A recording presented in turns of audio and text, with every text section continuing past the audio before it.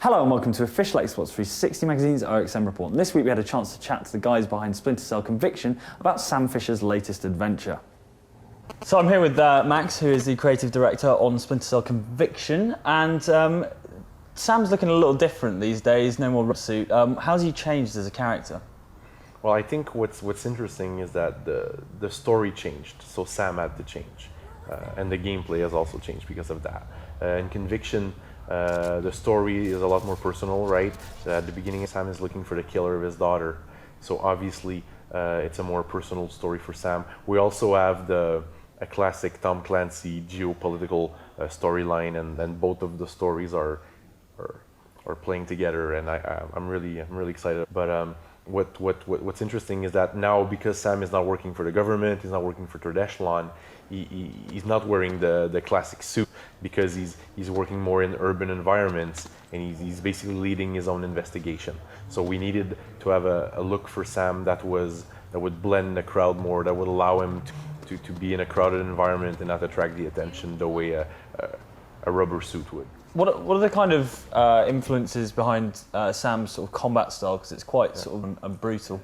It's actually all inspired by Krav Maga, which is an Israeli defense system. We hired an instructor, a Krav Maga instructor in Montreal, and we worked with him, and it was super interesting because we were talking to him about Krav Maga, and he was telling us the philosophy behind Krav Maga, and it fits very much with Sam in the game. The philosophy is basically do whatever it takes to win, right? There's no rules. Like, everything is fair play, even kicking the balls, like everything's fair play. And that's very interesting because we have a Sam that has nothing to lose in Conviction. So we have a Sam that it's okay if he leaves a dead body behind, he's just moving forward, and because he's on his personal quest. So our moves are inspired by that. We did some mocap, that Krav Maga instructor, and it's very interesting because we got to see like different techniques that think about, like punching with a pistol. Like, instead of punching with your hands, well, if you have a pistol, it's a metal part that you punch someone in the face with a metal part, it hurts a lot more than a normal fist. So things like that you're like, oh, okay, that's very interesting. So we did a lot of those. It was very interesting. Is it difficult to research a game that is based so closely on espionage and technology that's supposed to be hidden from the public? It's the believable future. It's not today, but it's tomorrow, right? So we can, a lot of stuff, like, thanks to the internet, a lot of stuff is available, and a lot of things we can research. The internet is such a great resource for that. We also work with, we have an advisor that, I'm not sure what I can say about him, but basically we have an advisor that is working with the US government, and we get a lot of information, obviously, that's very interesting for us about the game, for the game.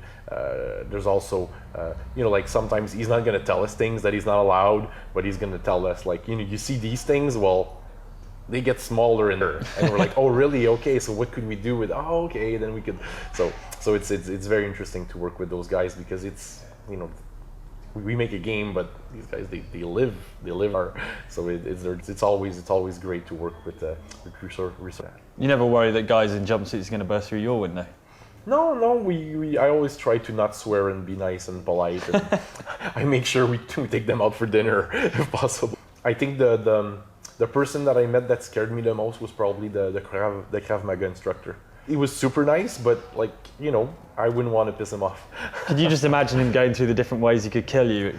Working with that type of person, there's certain questions that you don't ask, right? And you see their experience, and you see what they've been through, and it's it's the real right for them. They've been at war, they've done some things that they don't want to talk about. So you always have to be very respectful and be polite, and you ask your questions, and you can gauge how much they're willing to share and not share their stories, but at the same time, there's certain subjects that you really have to be careful. Did anyone act too far?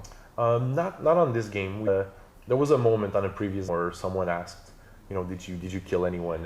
And like, everybody that was in the room, you don't ask that.